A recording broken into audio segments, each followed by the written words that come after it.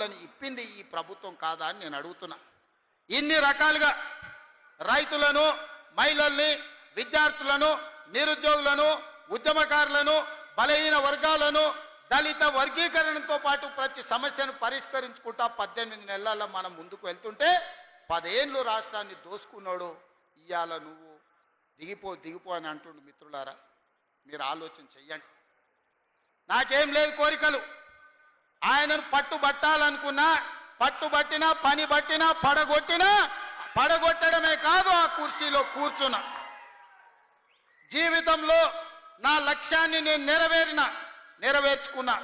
ఇక మీ లక్ష్యాన్ని నెరవేర్చడానికి మీ సోదరుడిగా కష్టపడాలని నేను అనుకుంటున్నా. నాకు ఇంకేం కోరికలు లేవు.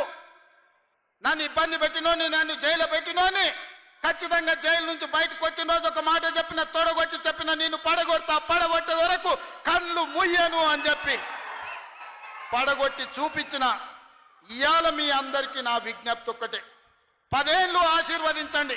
ఈ తెలంగాణ రాష్ట్రాన్ని $1 ట్రిలియన్ ఎకానమీగా మార్చి ప్రపంచానికి ఆదర్శంగా నిలబడి బెంగళూరు, చెన్నైయో, ముంబైయో, ఢిల్లీతో కాదు, న్యూయార్క్, టోక్యో, జపాన్ దేశాలతో పోటీ పడే విధంగా తెలంగాణ రాష్ట్రాన్ని అభివృద్ధి పదం వైపు నడిపించే శక్తిని మీరు ఇవ్వండి మిత్రులారా.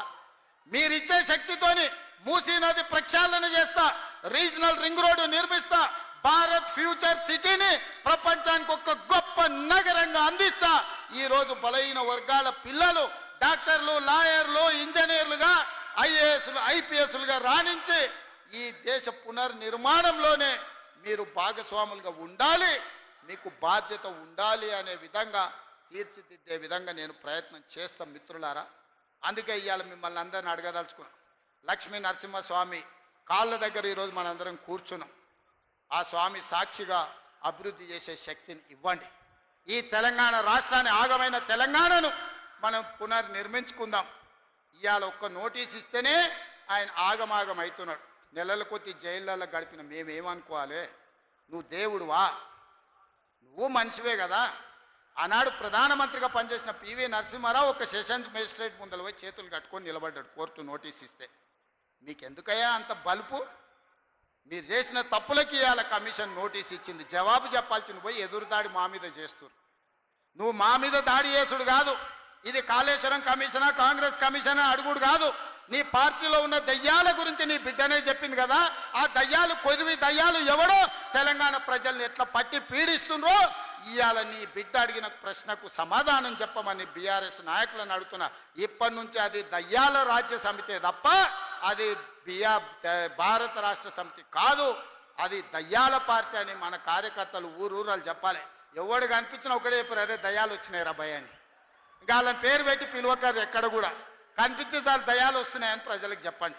ఎందుకంటే దయ్యాలతో ఉన్న ప్రమాదం తెలంగాణ ప్రజలకు తెలవాల్సిన అవసరం ఉన్నది. అందుకే మిత్రులారా, మళ్ళొక్కసారి చెప్తున్నా, మళ్ళసారి గెలవడానికి, ఆలేరు అభివృద్ధి చేయడానికి మీ సోదరుడికి ఏం మీకు కావాలనో, పరిష్కారం కావాలనో, ఏం అండగా నిలబడాలో మీరు చెప్పండి. అన్ని పనులు చేసి పెట్టే బాధ్యత నాది. ఎందుకంటే ఆలేరులో ప్రజలు మంచోళ్ళు, కొంచెం నాయకులు అక్కడిక్కడ ఉన్నా మీ అభివృద్ధి చేసే బాధ్యత నాది. అమాయకుడైన బీర్ల ఐలయ్య ఈరోజు మీకు నాయకుడు ఉన్నాడు. ఆయన అడగలే పదవి, విప్పు పదవి నేను ఇచ్చిన పిలిచి. ఎందుకంటే బలహీన వర్గాల నుంచి నా వెనకాల కూర్చుంటే ఒక బీర్ల ఐలయ్య ఉండాలి, ఒక ఆది శ్రీనివాస్ ఉండాలి, ఒక అట్లూరి లక్ష్మణ్ ఉండాలి, ఒక రామచంద్ర నాయక్ ఉండాలి. బలహీన వర్గాలు నా వెనకాల కూర్చుంటే సభకు నిండుదనం వస్తుందని వాళ్ళందరినీ విప్పులుగా వేసి ఈరోజు మీ ప్రాతినిధ్యాన్ని పెంచే ప్రయత్నం చేస్తున్నాం. రాహుల్ గాంధీ గారి లక్ష్యం నెరవేర్చడమే నా బాధ్యత అని తెలియజేస్తూ, ఇంతసేపైనా ఓపిక ఉన్న మా సోదరులందరికీ నిండు మనసుతో ఆశీర్వదించడానికి ఇక్కడికి విచ్చేసిన ఆలేరు ప్రజలందరికీ కూడా మనస్ఫూర్తిగా అభినందనలు తెలియజేస్తున్నా. మీరందరూ అండగా నిలబడతారా? తెలంగాణ రాష్ట్రాన్ని పునర్నిర్మించుకుందామా? మీరందరు సిద్ధమేనా? మీరందరూ అండగా ఉంటారు కదా. అండగా ఉంటా అన్న వాళ్ళందరూ చేయి పైకెత్తండి. మా అక్కలు కూడా, అక్క కోటీశ్వరన్ వచ్చేసారి 1 కోటి ఓట్లు రావాలి.